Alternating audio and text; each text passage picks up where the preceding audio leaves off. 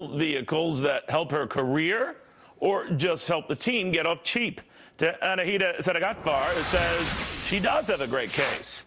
To Ashley Merchant as well, it says, well, she doesn't have a great case. So, Ashley, you're not buying it. Why not? I'm not, because this is her choice. I mean, this is almost a volunteer-type position. She's got to be why she's doing it. We're only showing the cheerleader footage we are to try to amplify that point. This is not sort of, catering to the baser instincts. I want you both ladies to be aware of that. Yes, it is. Anahita, where do you think this goes? I just think, Neil, they're making $2.85 an hour, okay? Did we not abolish slave labor in this country a long time ago?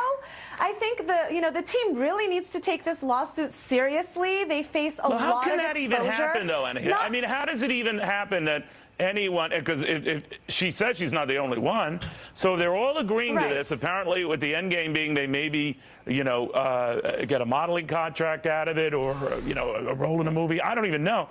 Why would they subject themselves to something that would be blatantly illegal? Well, what the teams are doing is they're getting these girls to sign contracts, but they can't get these girls to adhere to contracts that are clearly against public policy and that contravene the wage and hour laws. So, of course, the girls are going to sign them because they think, yeah, it's going to give me exposure. I'm going to get modeling gigs. There are a lot of perks. But at the end of the day, that's going to be a very tough argument to make before a judge, because we can sit here and debate, okay, the minimum wage should be lower, it should be higher. That's a valid debate. But you can't really debate whether or not, once a law is on the books, whether or not it should be enforced.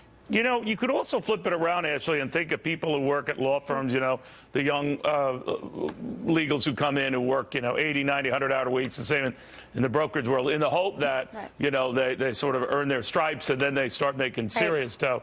Is this analogous to that or very, very different? It is actually similar, because there's a lot of money. These ladies and I'm sure that these folks, but they could have an end game as well. Really? Why is it not? That's not a compelling argument.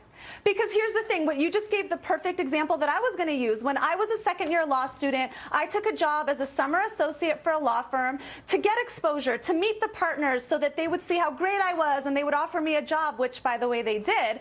But I got the perks, but that didn't mean that they didn't have to pay me the minimum wage, because you can make that argument for any job. There are always going to be incidental perks. That doesn't absolve the employer from complying with the minimum wage. Were you paid by the hour or a straight sort of a salary, and you just put in an 80-hour work week? There is a difference, right? Right, there is a difference, but it was an hourly job, and that's the argument that these girls are going to make. They're paying for their hair, they're paying for their makeup, they're paying for their gas, and really, what is the cost to the company? This is $1 billion franchise. They're going to end up paying, Neil, so much more money to the defense attorneys than just if they had just complied with the laws and paid these girls $7.85 an hour. It's really not that much money. It's negligible. I think the team's going to settle with her. I think the team settles with her. I just don't know the amount. Ashley, what do you think? I just, I don't see that they've got to do. Well, I'm going to keep a very, very close eye on this. In the meantime, ladies, I want to thank you both. Meanwhile, you still haven't gotten that Valentine's present.